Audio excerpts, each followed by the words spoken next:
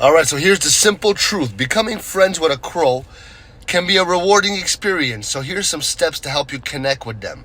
Number 1, observe from a distance. Watch crows in your area to understand their behavior and their habits without scaring them off. Okay? Number 2, offer food. Start by placing food like unsalted peanuts or dog food in a consistent spot. Okay?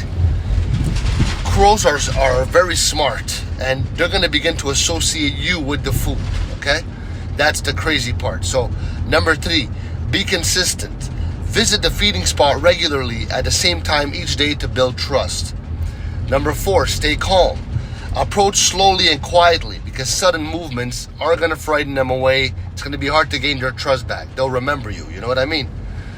Number 5, use familiar sounds because crows recognize sounds. Try using like a specific call or a whistle to let them know that you're there. Number 6, be patient.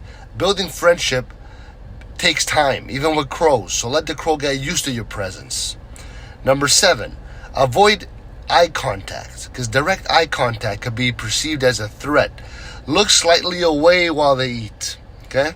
By following these steps, you can gradually earn the trust of crows and develop a unique friendship with them.